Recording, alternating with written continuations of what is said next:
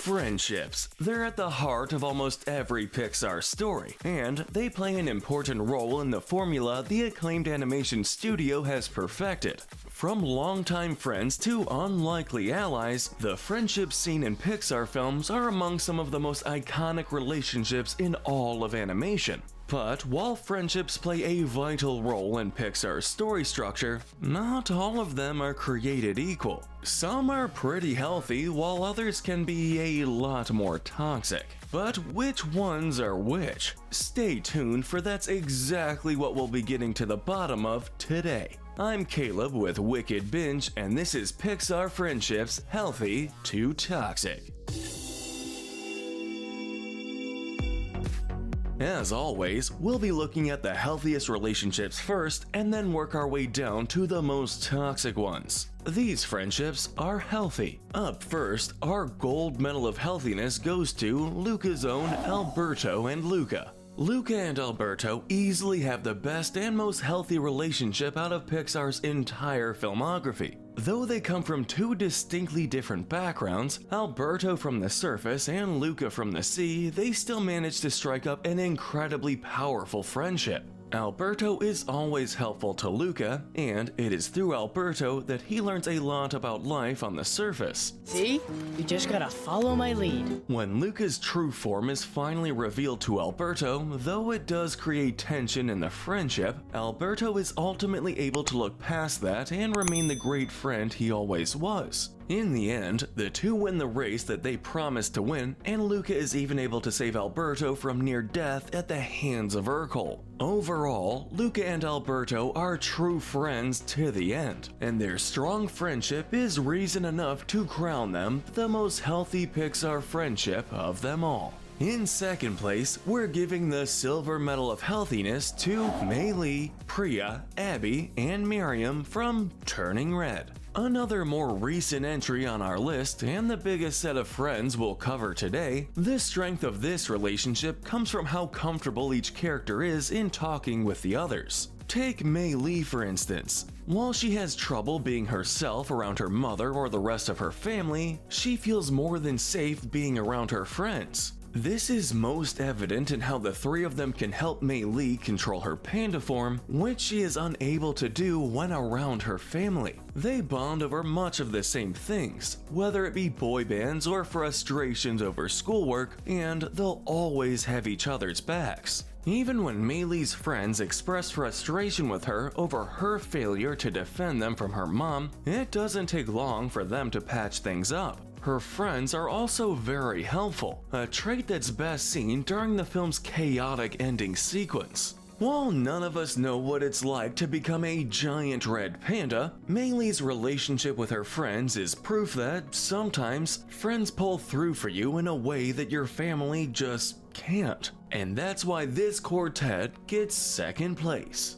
Our bronze medal of healthiness goes to The Incredibles, Mr. Incredible, and Frozone. This superhero duo has been friends for quite a long time, going back to the heyday of the superheroes. But no matter the time, these two will always have the other covered. Lucius comes through for whatever Bob needs, whether it be a babysitter or some help fighting off the Omni droids. Likewise, Bob sees Frozone as the greatest friend a super could ask for. Don't forget that it was Frozone who acted as Bob's best man during his wedding. He's also one of the few characters who is granted access to the Incredible, which proves invaluable in keeping the kids out of trouble during the second film. If there's anything that we can say negatively about their friendship, it's that they sometimes encourage some not so great aspects of each other. This is most evident during their late night superhero escapades, where the pair risk their lives trying to relive their glory days. Their wives know nothing of these adventures, and even Lucius seems to be getting tired of it when we see them go on one of these journeys in the first film. We are not doing that again.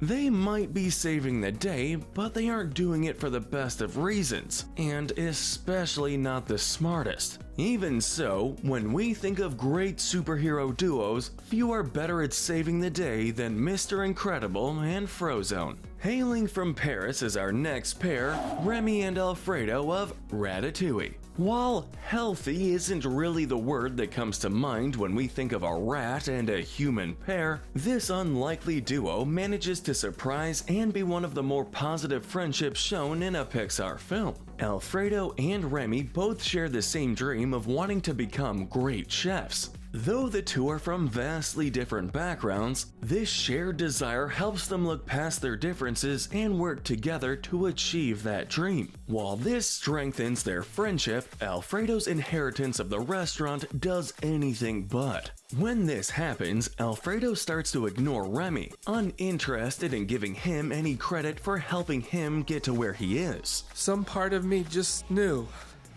The gusto part? Remy also has his moments where he harms Alfredo. When he told Alfredo he could help with his cooking, he said this only to get free. It was only after he saw how Alfredo reacted to this that he had a change of heart. Although the two have their rough patches throughout the movie, they are ultimately able to overcome these issues and achieve their dreams. So, while they don't have the most sanitary relationship, few other friendships in Pixar are stronger than the bond between this man and mouse, this man and rat. From France to Radiator Springs comes our next duo, Lightning McQueen and Mater. Like a lot of other Pixar friendships, these two could not possibly be any more different. Lightning is a fast car that loves the spotlight, while Mater is a rusted truck that lives a life that is anything but lavish. They come from separate lives, yet they are still able to drum up a strong friendship that lasts throughout the entire trilogy.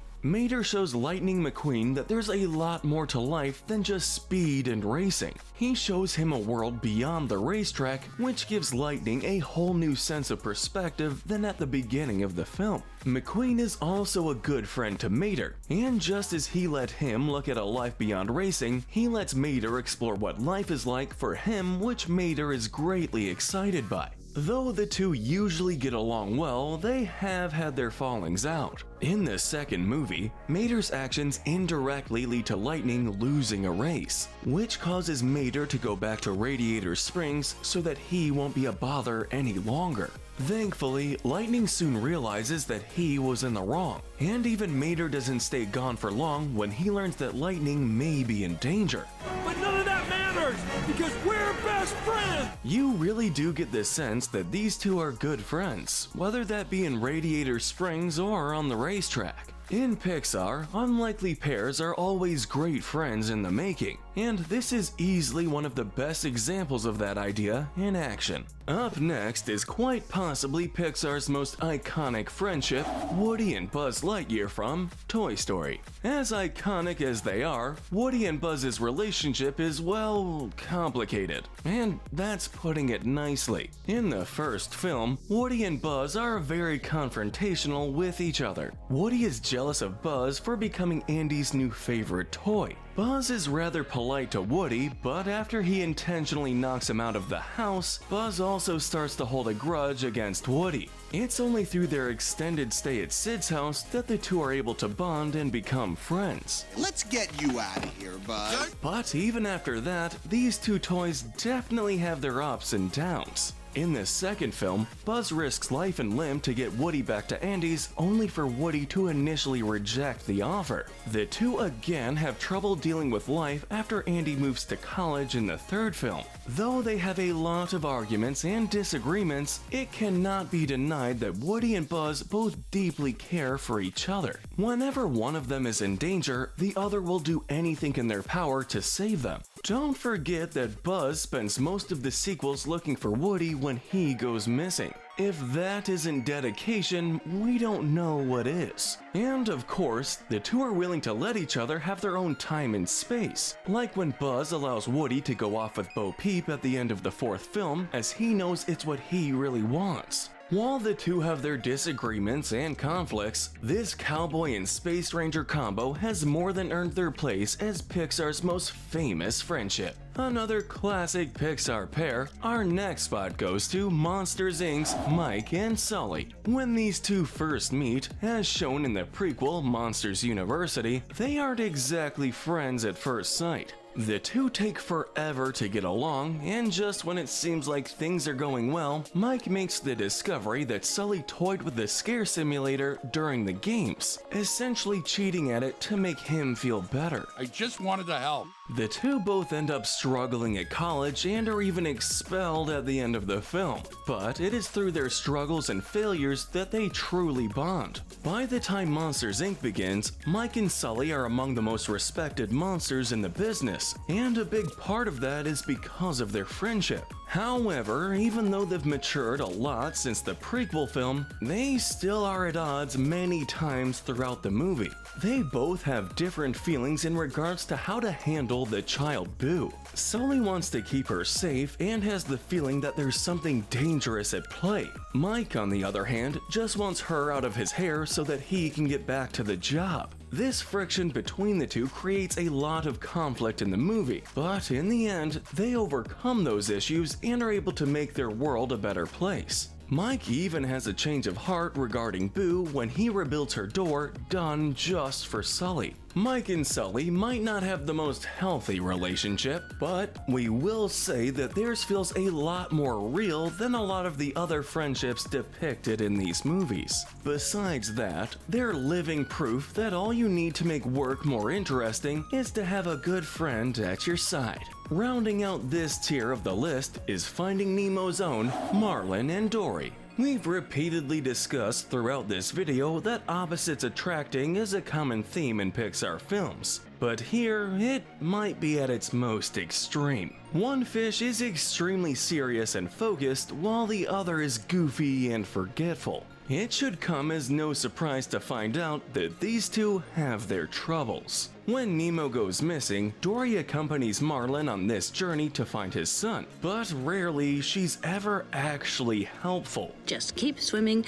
just keep swimming, just keep swimming, swimming, swimming. This leads to Marlin growing frustrated with her even more when he truly believes Nemo has perished. He leaves her on her own after this point, wanting little to do with her. In this second one, though they have grown closer, they still have their fair share of issues. Marlin initially rejects the idea of searching for Dory's family, and after Nemo is nearly eaten by a squid, he again wants little to do with her. These two have a lot of issues with the other, but they still manage to show an incredible amount of compassion for the other. They both end up becoming integral parts of the search to find Nemo and Dory's family, and they are both genuinely worried for the other's well-being in times of crisis. Both try their best to keep the other out of harm's way when they're in danger, even if Marlin is often agitated by Dory's antics. Overall, while these two definitely have the most toxic tendencies of any relationship covered so far, their commitment to each other and their families is more than enough for us to still call their relationship healthy. That wraps things up for the healthy relationships. Now we discuss the friendships that could use a bit more work. These friendships are in the gray area. Starting this area off are Carl and Russell from Up. When these two first meet, Carl is about as nice to Russell as he is to most people. He quickly shuts him out and goes about his day. After Carl's house lifts into the air, Russell accidentally joins Carl on this voyage, which angers Carl even more. Throughout the journey, Carl is frequently annoyed by Russell and his actions.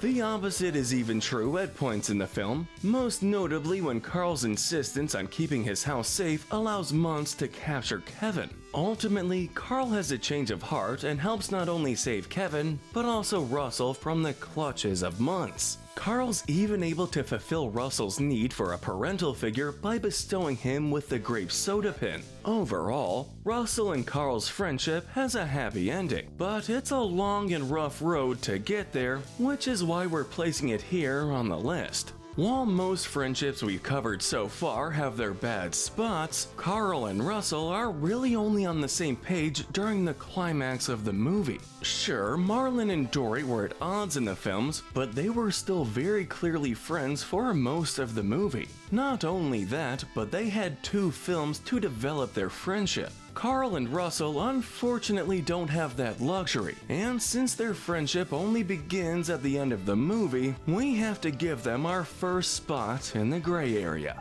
Next on the list is Joy and Sadness from Inside Out. To say these two have a rough relationship would be a simple way of putting it. Joy and sadness are obviously two very different emotions, so it should come as no surprise to know that they come into conflict with one another. Joy wants to make sure Riley is happy and only happy, failing to understand that she must also exhibit emotions like anger, fear, and of course sadness. Sadness herself wants to be respected like all of the other emotions, but Joy constantly shoves her aside out of the belief that she is doing what is best for Riley. No, that's a core memory! Joy in particular gets upset when sadness begins to influence some of Riley's core memories. As the film progresses, Joy becomes so focused on her mission that she even stops sadness from taking a tube back to their headquarters. This doesn't go totally as planned, but it does lead to Joy realizing that sadness is an important emotion that has impacted Riley's life, and that she should have held the same level of importance as the other emotions.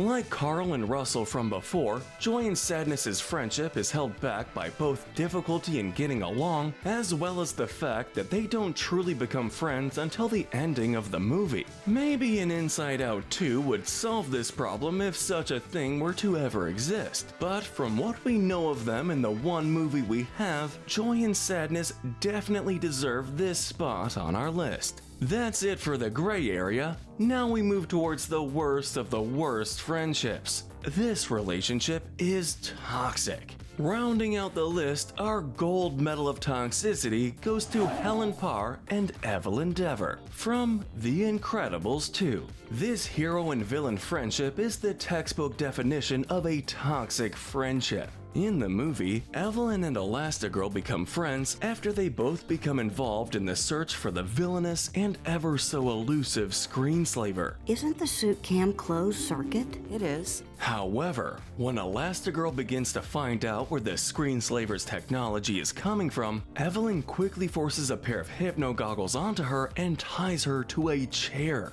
After this, she begins to enact her plan, causing many of the superheroes to fall under her control. Elastigirl, Mr. Incredible, and Frozone are just some of the heroes that are caught in her grip. Evelyn is as crafty and manipulative as they come. She pretends to be a good friend to Helen, and just when Elastigirl feels comfortable with her, Evelyn reveals her true colors. Her plan of exploiting her ultimately works to her advantage, at least for a little bit. For that reason and everything before, we have to call their friendship the most toxic in all of Pixar. But let us know in the comment section if you agree with our ranking, and tell us what we should cover next. Remember to hit that notification bell and binge our Good to Evil playlist, where we break down the morality of the characters in your favorite cartoons, shows, and movies. But most importantly, stay wicked.